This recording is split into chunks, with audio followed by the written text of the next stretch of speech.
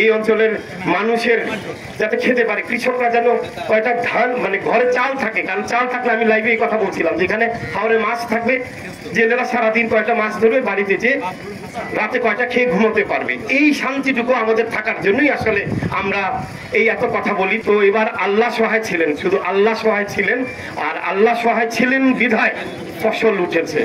যদি সহায় না হতেন এই ফসল উঠতো না। আমাদের নানান কিছুতে গাফলতি ছিল, আমারও ছিল, আমাদের মনিটরিং এ যারা ছিলাম অনেক কিছু বাঁধের মধ্যে ছিল, কারণ ঢল যদি আসতো বাদ টেকানো যেত না, এটা আমি নির্দ্বিধায় বলতে পারি। তাই হাসি মুখে বলছি সিন্নি খাবো, আজকে আমরা জিলাপিও খাবো, খুশি মনে খাচ্ছি। আজকে যারা এখানে উপস্থিত হয়েছেন অধিকাংশ মানুষই কৃষক, ধান কাটার পর এখানে সমবেত হয়েছেন, উৎসব দেখার জন্য এসেছেন, মনে একটা আনন্দ রয়েছে। দিন খারাপ থাকলেও আমরা ধান কাটতে পেরেছি এবং ফসলও ভালো হয়েছে। সময় মতো বাঁধগুলো দেওয়ার ব্যাপারে জেলা প্রশাসন, উপজেলা প্রশাসন, কাবিটা কমিটি, আপনারা, আমরা সকলে মিলেই আমরা চেষ্টা করেছি। এই চেষ্টার মধ্যে হয়তো ভুল ত্রুটি থাকতে পারে, আছে, কিন্তু তারপরেও যথেষ্ট পরিমাণে সময় মতো এই কাজটা সম্পন্ন করা গিয়েছে, এটা একটা ভালো বিষয়। আমাদের সুনামগঞ্জ জেলার জন্য বেশি না, মাত্র 500 কোটি টাকার একটি প্রকল্প নেন, যাতে আমাদের হাওরের কৃষকদের স্বার্থে একটি সাবমার্জিবল রাস্তা হয়, তার পাশে দিয়ে একটি ছোট্ট নালা হয়, তারা যাতে কম খরচে 20 টাকার জায়গায় 30 টাকায় এক বস্তা ধান আনতে পারে। আমাদের কৃষক বলেছে 100 টাকায় এক বস্তা ধান আনে।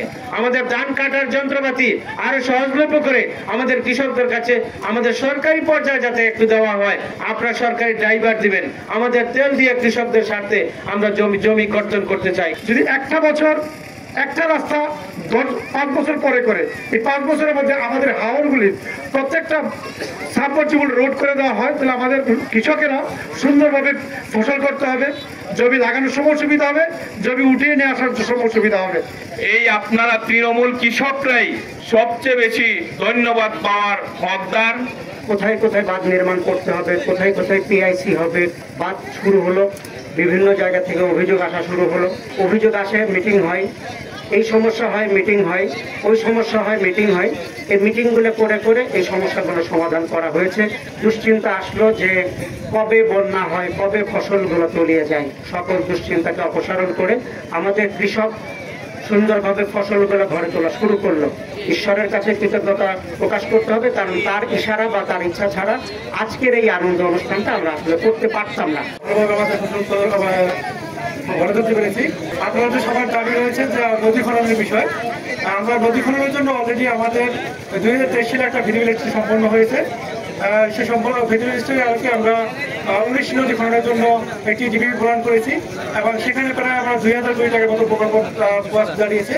তো আমরা এই ডিবিপিটি আমরা প্ল্যানিং কমিশনে পাঠিয়েছি এবং সেখান থেকে কিছু তারা সংশোধনী দিয়েছে এবং এটি বিভিন্ন ধাপে ধাপে প্রকল্পটা বাস্তবায়নের জন্য তারা আমাদেরকে নির্দেশনা দিয়েছে এবং তাদের কিছু সংশোধনী আলোকে এবং তাদের নির্দেশনার আলোকে আমরা ডিবিপিটা কাজ করতেছি। আপনাদের ঐকান্তিক প্রচেষ্টায় একেবারে মাথা থেকে পায়ে ঘাম ফেলানো পরিশ্রমে আপনারা আপনাদের সোনার ফসল ঘরে তুলেছেন, এতে আল্লাহর অশেষ মেহেরবান ছিল। এই কারণে আল্লাহর কাছে শুকরিয়া জ্ঞাপন করি। আপনারাও করবেন। আপনারা যে ধানের চাষ করেছেন সেই ধান বিক্রি করা টাকায় মানে নষ্ট হওয়া ঘর মেরামত করবেন, ভেটিটা উঁচু করবেন, ছেলে মেয়েকে স্কুলের বই খাতা কিনে দিবেন, তারপরে একটু ভালোভাবে মানে জীবনযাপন করবেন, এই প্রত্যাশা করি। যখন ধান রোপণ শুরু করছেন তখন থেকে আপনাদের অনেক ছেলে মেয়েদের আপনারা স্কুলে পাঠান না, এখন স্কুলে পাঠাবেন। একেবারে মানে ডিসেম্বর পর্যন্ত আপনার বাচ্চারা যেন স্কুল কামাই না দেয়।